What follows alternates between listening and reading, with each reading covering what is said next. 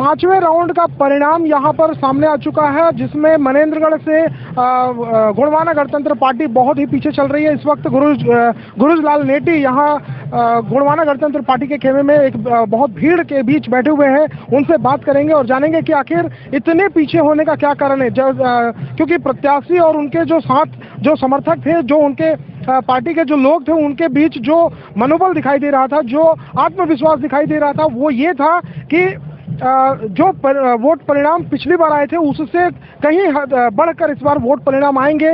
लेकिन अब तक पांचवें राउंड के जो परिणाम आई है उसके बाद ऐसा लग रहा है कि ये 1000 का भी आंकड़ा पार करते अभी तक नजर नहीं आ रहे। इतना ज्यादा अंतर क्यों, क्या लगता है? ये जो चुनाव परिणाम अब तक सामने आया है, इसमें जो भीड़ आपकी दिखाई दे रही है वोट के रूप में, उसको नहीं बदल पाया है अभी तक आपकी पार्टी ने। क्या कारण लगता है? क्या कहाँ पर इतना बड़ा बदलाव देखने को मिला? यहाँ पास क्या है कि संख्या तो दिख रहे हैं हमारे कि हमारे वोटर्स, हमारे मतदाता इतने हैं करके।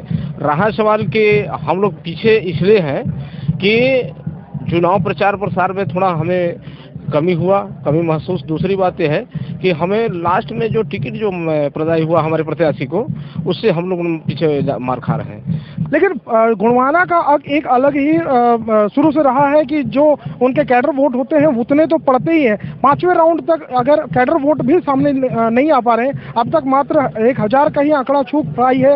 आपका टोटल वोट जो है वो 1000 के आसपास ही है। क्या नहीं लगता कि जो कैडर वोट है वो भी कम, उतना भी अब तक नहीं पड़ा है? कैडर वोट क्या है, अभी के शहरी बेल्ट का जो पेटी खुला है, इधर हमारे कार्यकर्ता बहुत कम है, ताकि माने इधर जो कैडर वोट नहीं बन पाया है। अभी तो दोनों जगह का मनेंद्रगढ़ और सिरमरी का शायद अभी पेटी खुला है कि नहीं पांचवें राउंड तक। अभी देहात का जब पेटी खुलेगा तब हमें महसूस होगा कि हमने काम किया है नहीं किया। तो क्या लगता है, क्या परिणाम की उम्मीद है आपको? नहीं, परिणाम से तो उम्मीद नहीं है, पर यह है कि हम दूसरे नंबर पर रहेंगे, ऐसा लगता है। तो अभी भी गुरुजलाल नेटी जी, जो वरिष्ठ गोंडवाना गणतंत्र पार्टी के बहुत ही पुराने कार्यकर्ता और पदाधिकारी भी रह चुके हैं, इनको अभी भी उम्मीद है कि ये दूसरे नंबर पर आएंगे, क्योंकि भारतीय जनता पार्टी के खेमे से जीत के नगाड़े बजने के शुरू हो गए हैं। तो अब साफ समझ में आ रहा है कि भारतीय जनता पार्टी जीत रही है, लेकिन दूसरे नंबर पर इनकी पार्टी आती है या नहीं, अब ये तो थोड़ी देर बाद ही पता चल पाएगा। गोंडवाना के खेमे में इस वक्त मायूसी नजर आ रही है। यहाँ पर जो पदाधिकारी बैठे हुए उनसे बात करेंगे। गोंडवाना के जो कैडर वोट है, अब तक उतना भी पांचवें राउंड की गिनती हो चुकी है। पांचवें राउंड का परिणाम सामने आ गया है। इसके बाद भी आप लोग जो बहुत पीछे है, क्या लग रहा है इस पीछे होने का क्या कारण हो सकता है? चौथा राउंड है, 4-5 हजार की गिनती कोई ज्यादा बड़ी बात नहीं है। अभी लोग हम देहातों में जब घुसेंगे ना, क्षेत्रीय से हमारा क्षेत्र जो है, तो हम काफी आगे होंगे इनसे, ऐसा हमारा सोच है। और हम जीते रहे, जीत के दिखाएंगे। हम लोग जीत रहे, इसमें कोई दो बात नहीं है। हम लोग बहुत अच्छे बहुमत से जीतेंगे, ऐसा नहीं है। अभी आने तो दो।